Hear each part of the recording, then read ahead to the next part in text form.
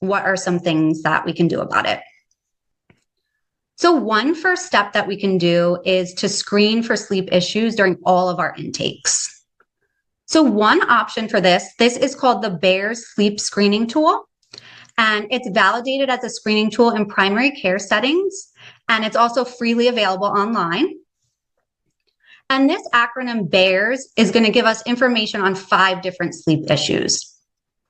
So the first, we have B for bedtime problems, and that's going to be things like difficulty transitioning to bedtime or difficulty falling asleep. And then we have E for excessive daytime sleepiness. This could be that they are difficult to wake up in the morning or just unusually tired throughout the day. And then we have A for awakening during the night, and this can include things like sleepwalking or nightmares. R, we have regularity and duration of sleep, which involves going to bed and waking up at about the same time every day. And then the S is for sleep disordered breathing. So this is things like snoring or anything that makes it really difficult for them to breathe overnight. So the first really important point, if parents do mention any of that possible sleep disordered breathing, like loud snoring or gasping on that BEARS screening tool, then the first thing we want to do is give an immediate referral to a healthcare professional. So these disordered breathing can be a really big red flag for sleep apnea. And the most common type is obstructive sleep apnea. And that's when the muscles in the throat relax too much during sleep, and they actually cause the person to stop breathing. So our brain obviously doesn't want that. It panics every time we stop breathing and wakes us up so we can continue breathing, which is why sleep quality becomes very poor with sleep apnea. And then studies have shown that sleep apnea is actually pretty common in preschool children, and that it is increasing. So in the last 10 years, it has more than doubled from about 9% to about 20%. So we definitely want to recommend that parents get this checked out if they do have any concerns. Lindsay, and then, sorry yes. to interrupt. Oh, no, somebody asked, what did the R stand for? Regularity and... I think it was regularity. Let me just go back real quick. Regularity and duration of sleep. So sleeping for about the same time every night, and then also a consistent bedtime and wake time. Gotcha. Yeah, if you have specific questions, we can always pop back a slide, but general questions we can also save at the end as well. Okay, thank you. And if you put your questions in chat, I'll grab them. So ask your question, I'll grab them, and then we can ask at the end too. Okay.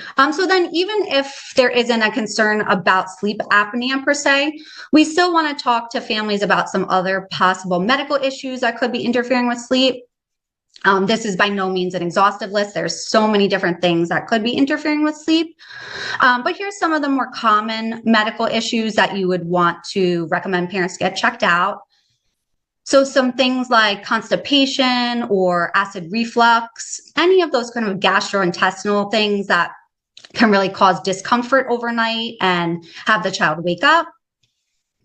Then we have restless leg syndrome. So that's a really uncomfortable, kind of creepy, crawly feeling that you have to move your legs. And a lot of time that can be caused by an iron deficiency. And then something like asthma or allergies, really any conditions that might make breathing more difficult can disrupt sleep and also be a factor in sleep apnea. And then something like eczema or other skin conditions that could cause that itching or discomfort keeping the child up at night. So just some medical things to consider there. So once we have kind of referred out for those medical issues and they're being worked on, we can really start supporting families by providing them with just some information and education on sleep. So no one's going to be surprised by this. Obviously, parent education is very foundational to what we do. But this study by Reed in 2013 really showed that parent education works specifically for improving measures of sleep in children with ASD. And they found that these interventions worked even for kids who had low receptive language levels, and then also for kids who were taking medications. And this study also demonstrated social validity. Parents reported improvements in their children's sleep habits, and as well as improvements in hyperactivity, self-stimulatory behavior, and restrictive behaviors. And then parent satisfaction with the workshops was high, and they reported that they had more skills in establishing a regular sleeping schedule for their child than they did prior to taking the parent education workshop. So now we're going to look at some foundational recommendations that we can give to parents, even if we are waiting for some of those medical factors to be addressed, and before we start discussing any more intensive interventions. So these are going to be just some recommendations that help with general sleep health, kind of regardless of the issue that the child's experiencing. So number one is going to be to recommend waking up at the same time every day, even on the weekends. And this is really to keep that circadian rhythm on track. So research has shown that the variability in timing impacts sleep just as much, if not more, than that actual duration of sleep. So if kids have a very significantly different wake up time on the weekends than they do on the weekdays, this can lead to something called social jet lag. And that really works very similarly to the jet lag we have when we kind of cross time zones. And it can cause things like fatigue, mood disturbances, and then even long-term health issues. So we want to let parents know it's totally understandable that they would want to let their child sleep in and catch up on sleep over the weekend. But in general, if the child is having sleep problems, this will exacerbate them. Then our second recommendation is going to be starting a consistent calming bedtime routine that's done in the same order every night. So usually we'll think of the bedtime routine as being about an hour or so before bed, but even as little as about 20 minutes of calming activities can really start winding the body down.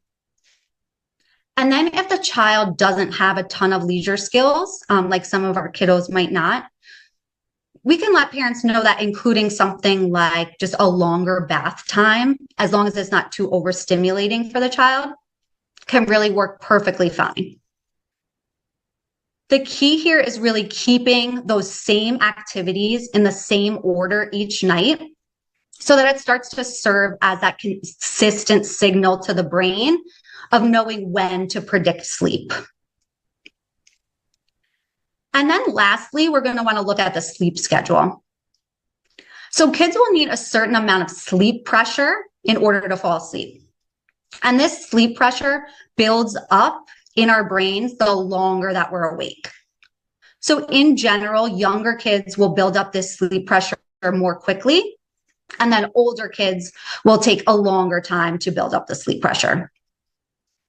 So something like an older kid taking a nap, or even a younger child where a nap is developmentally appropriate, but they're napping too late in the day, can be enough for some kids to really reset that sleep pressure and push bedtime way later than it was intended to be. And then this is true not just for like structured naps, but it can also be these little sleep stealers throughout the day, like taking a quick nap on the bus ride home from school or the car ride home from the clinic. So if that's the case for these kiddos, we might want to help parents identify some replacement activities. So maybe something like a really special toy that's only saved for car rides during those afternoons to encourage them to stay awake.